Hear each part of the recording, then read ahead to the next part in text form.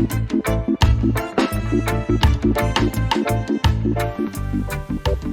day. Thank you for joining me for the 12th episode of Frankly Speaking Jamaica podcast. Without apology, this week we will be focused on persistent, pervasive poverty. But before that, let's do a quick review of the Sunday papers. The Gleaner and the Observer lead with the near midnight Friday night resignation of Robert Bobby Montague from the cabinet over the latest scandal regarding the issuing of gun licenses during the time he and Peter Bunting before him were Minister of National Security. Now the Gleaner, this is what its front page looks like, on borrowed time, and it speaks with scandal-plagued Montague on shaky ground with wholeness, JLP insiders claim. So it digs into reports of not too rosy relations between Holness and Montague, going back to Holness's challenge for the leadership of the party. And it also points to questions about why neither Golding, that is the opposition leader Mark Golding, nor Andrew Holness, that's the Prime Minister, why neither has addressed the FLA issue so far. And that story, referencing various interest groups, civil society groups, is called Piercingly Deafening. Now, the Observer takes an interesting slant, pondering whether Mr. Montague was pushed or jumped. But there's not too much substance in this story. Montague, I was not pushed. And saying, the minister said, he spent a long time thinking about this. Of note, the Observer also touches on the question being asked about Senator Peter Bunting, the former security minister, who was also named by the Integrity Commission as approving, on two occasions, licenses for persons of at least questionable character. What about him? They are. And that story is across the top of 2 pages. Bunting should resign, 2 analysts suggest. Now the Gleaner's sports section is pointing to a marker girls champs Edwin Allen are laying down for the upcoming championships. They've laid a marker down. Perhaps surprisingly in the newspapers, there is very little analysis or discussion on the budget out of the debate that opened last week. Columnist Gordon Robinson perhaps explains why. And now to our theme this week, poverty. The poverty is so common in Jamaica, and this look at poverty is in the context of the budget presentations we have had so far, the corruption underlined in the Integrity Commission report on the issuing of firearm licenses, and we go back to the video on that Guys Hill High School student. Now, as we all know, things have been going swimmingly for Delano Tucker and his family since then. There's been an overwhelming number of donations from all over Jamaica and from people in the diaspora. I take each gift as being a genuine response to need identified. But I know that some of us feel our consciences have been salved, our obligation to help to root out poverty removed, our embarrassment about the mountain of poverty displayed in that video 10 days or so ago about Guys Hill, that embarrassment is sort of reduced, and our service to our fellow man concluded by these gifts and donations. Now, I've had a whole lot of responses to last week's episode, Frankly Speaking Jamaica podcast, episode 11. The comments have come to my WhatsApp and email spaces. And by the way, viewers, listeners, I invite you to place your comments on the space provided on this YouTube channel. The overwhelming drift of the responses questioned why people were saying or suggesting that they were shocked by the poverty highlighted in the video on Delano Tucker. Shocked by the circumstances that were so near to Kingston, the circumstances of the pit latrine, the outside kitchen, the using of firewood, the lack of food, the one room with sleeping arrangements for 4, and so on. Why, my viewers and listeners to this podcast ask, why were we so shocked? Now I'm sharing just 2 of the responses with you. One is from Alicia Edwards, a young woman for whom I have much respect and with whom I worked years ago. She is from that very community and is now living away. Well, a lot of people were shocked or surprised at how the Tuckers are living. I wasn't surprised and I wasn't shocked, not one bit, because that is actually the reality for a lot of families living in especially deep rural Jamaica. There is just so much poverty right across the length and breadth of Jamaica, and when you go into these rural communities, it is worst. And I can speak about Northeast St. Catherine where the Tuckers live, because that is where I grew up. I grew up in an adjoining community to the Tuckers, and when you go there, there is just so much poverty. I used to tell my friends, a few years ago that I hate going to country, because when I go to country, it makes me so depressed. There are so many issues facing people living in that part of Northeast St. Catherine. There is still no running water in a lot of communities. There are still a lot of communities that don't have electricity. There are no roads. There are a lot of families living in some dilapidated 1 or 2 bedroom board structure with 5 kids and their parents sharing the same room. The people use pit latrine. In the night, they have to relieve themselves in buckets or chimney and carry it out in the morning.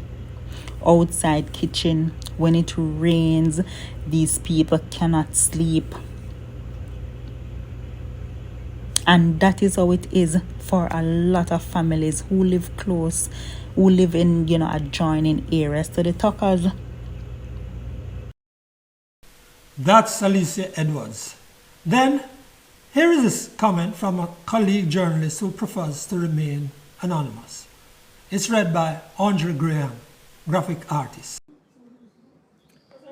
Franklin, you should tell respectable Jamaica that right there next door to them, on the gully banks and down the zinc fence lanes of our urban centers, there are thousands of people living in far worse condition than the Tuckers.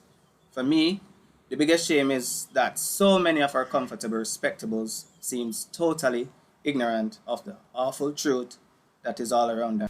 That's Andre Graham reading a comment from a viewer. Now, there is crushing poverty among people all over this country. The war in Ukraine and the rising prices of every kind of item in Jamaica are going to make life worse for the poor and plunge others into poverty. We can pretend all we like, but it's 60 years now that we have been in charge of our own business as a country. And this is what we have. Now I'm sure you know about or have seen videos of this latest folly, the lighting, the burning of Jamaican $1,000 and $500 notes at sessions.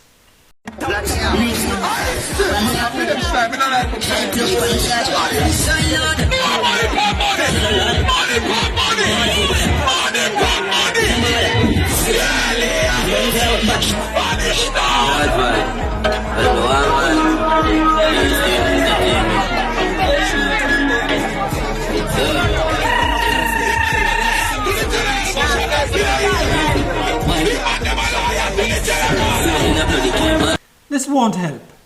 It's just another act of frustration and of poverty of thought. Now here's Desmond Richards joining the conversation about poverty.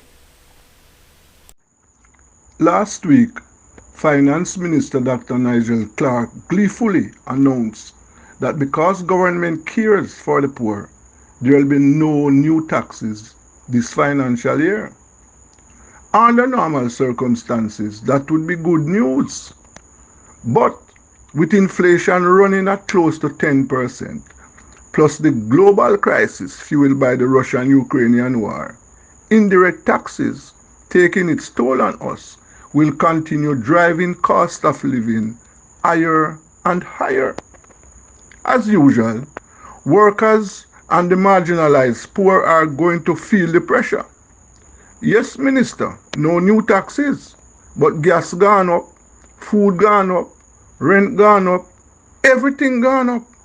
The merchants have been and are going to continue passing on their increased cost to the consumers. Banks and big businesses will continue making billions, while the rich will be richer. Members of the political class, low and high-ranking public officials are able to cushion the blows, leveraging their power via kickbacks from contracts, selling gun licenses, backed by big political donations to buttress their salaries.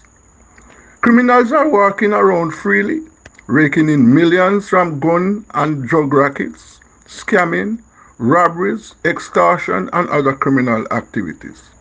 Yes, Minister, no new taxes, but bus fare gone up, doctor bill and medical expenses gone up, and the parents are angry while the picnic them hungry. The poor man feel it. Minimum wage move from 7,500 to 9,000, and public sector workers are going to get a wage hike next month, which will evaporate before reaching their accounts. Yes, Minister, you promised that millions will be paid in increased wages over the next 3 years. But will it be able to buy the same basket of goods and services in 2025? The poor man feel it and will continue taking a beating unless radical changes are made to this dysfunctional economy. That's Desmond Richards, journalist and businessman. Now to frankly speaking, my commentary. Service. Poor service. The connection with our poverty is clear for all to see. There are poor attitudes among Jamaicans employed to give service everywhere in this country.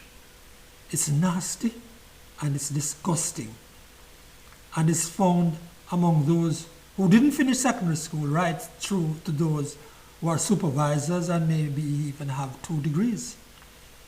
You can't blame it on government. It's not only in the government service. Frankly speaking, it's everywhere.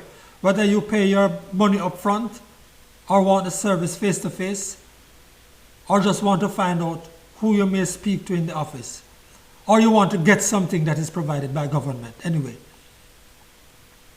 it stinks, frankly speaking. It stinks how we treat each other in the public space, in the workplace, in government offices, in private offices. Stinks, and we have to get rid of it.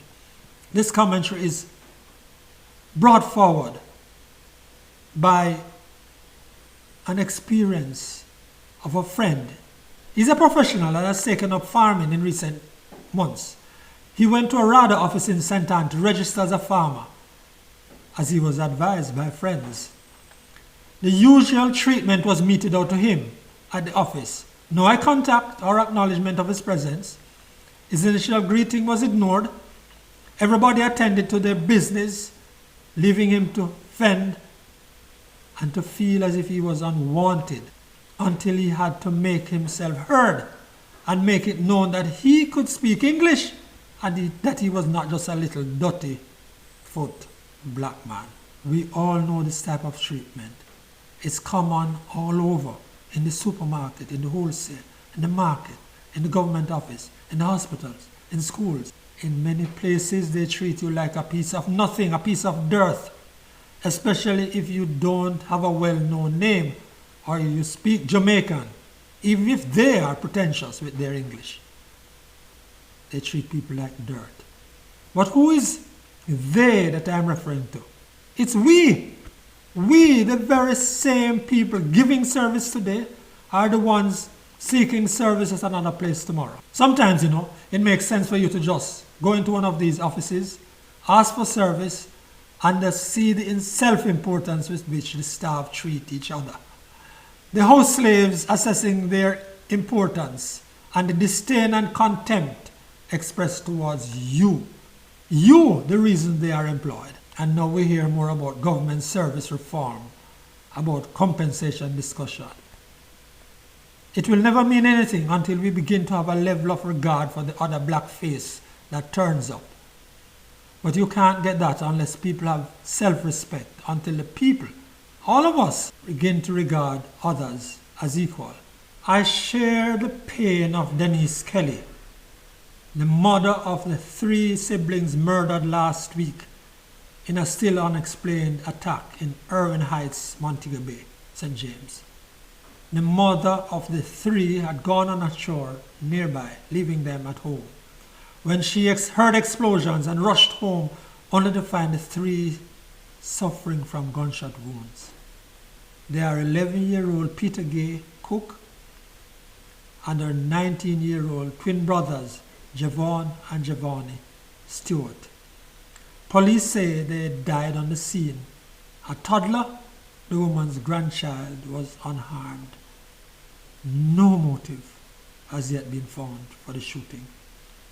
It seems every week there is some great brutality to a child or children and women in this poor, brutal Jamaican society. That's our podcast for this week. Thank you for sharing time with us on Frankly Speaking Jamaica podcast. As usual, we ask you to share with your friends and let us see your comments too on this channel.